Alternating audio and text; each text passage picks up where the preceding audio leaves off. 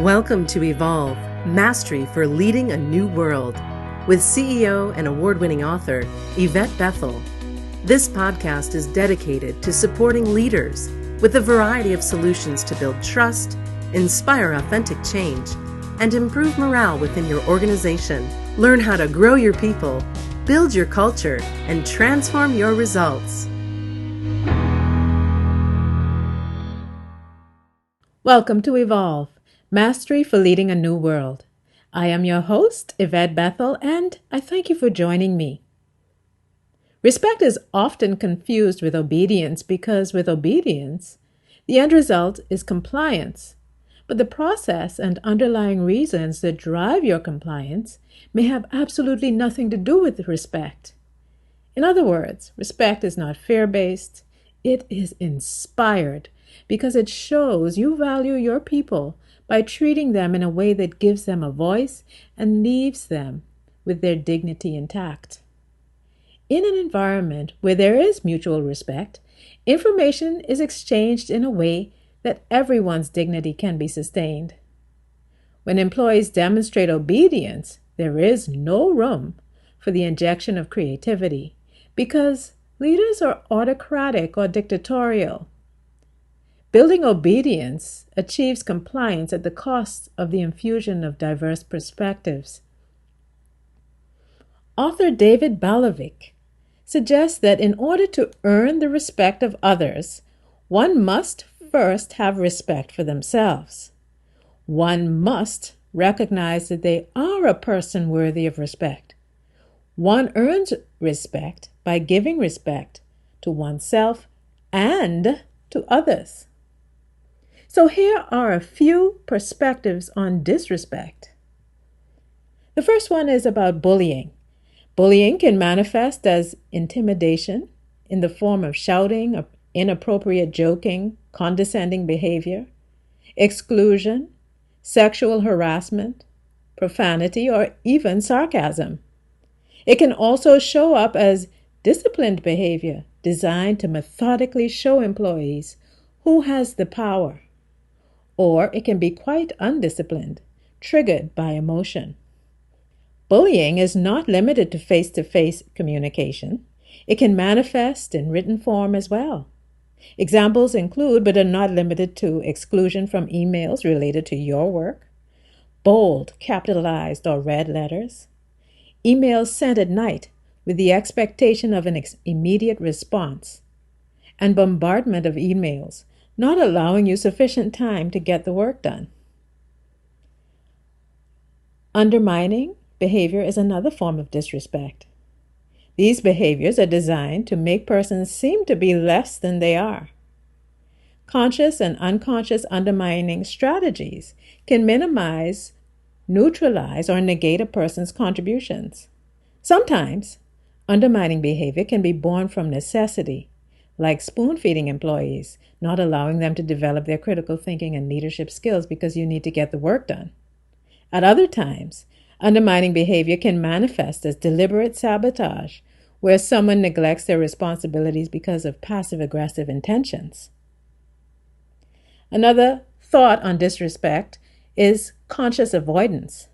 There are times when employees are very competent and outspoken, so they are used for their competence, but not rewarded, respected, used optimally, because they are labeled as troublemakers.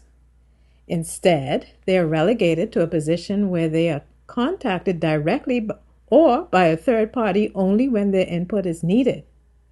This sometimes happens after a suboptimal decision begins to unravel. These people are valued for their competence, but there is a competing need to keep them muzzled that restricts the scope of the contribution they can make. Hierarchical adherence. This occurs when the levels of hierarchy are so strictly adhered to that it disallows effective bottom-up and top-down flows of information. This reality is worsened when there's a weak layer of middle management. Anyone who attempts to circumvent the hierarchy and goes directly to the top to state their case can be open to attack for their perceived audacity. In cases like this, if the person needing to be heard is reprimanded for circumventing the hierarchy, they can feel disrespected or even demoralized. These are managers and executives who cannot make the tough calls either because of profound incompetence or because they are highly or immobilized decision makers.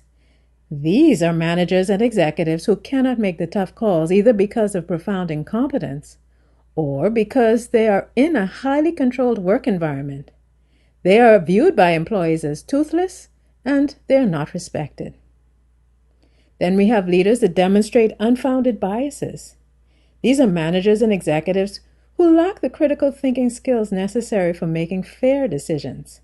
Their biases have been allowed to remain unchecked, so they react to opinion as though there is irrefutable evidence being presented.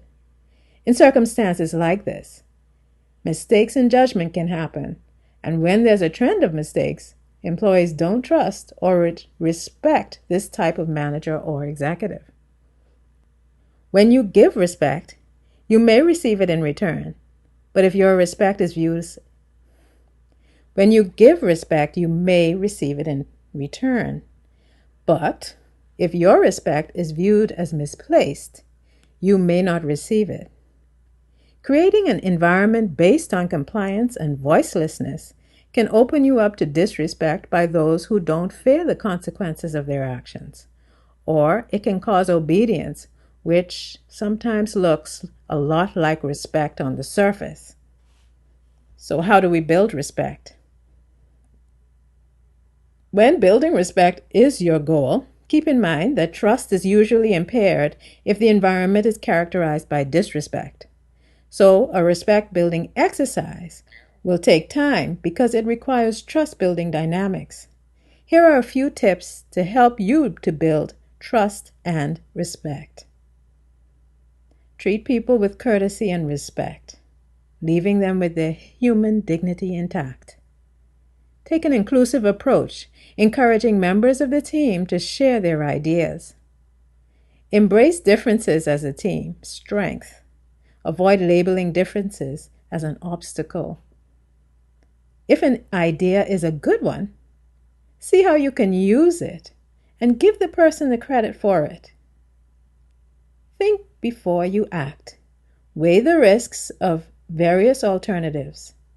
Knee-jerking behaviors demonstrate a lack of depth and engender disrespect. Use active listening skills to process other points of view.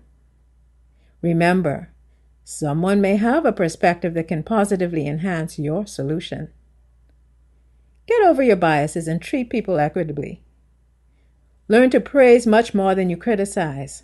Successful behavioral change models are based on reward, not punishment. When you make changes in your behaviors, be consistent with your new behaviors. Flip-flopping in and out of old patterns will only create the perception that you are not serious about making meaningful change. In a diverse work environment, building respect can enhance team productivity and creativity by reducing levels of conflict and building healthy work relationships. An unknown author summed it up this way: to be one, to be united, is a great thing, but to respect the right to be different may be even greater. Thank you for joining me at Evolve Mastery for Leading a New World. I invite you to join me this and every Monday for a new podcast. In the meantime, remember to always continue to evolve. Thanks for listening to Evolve Mastery for Leading a New World.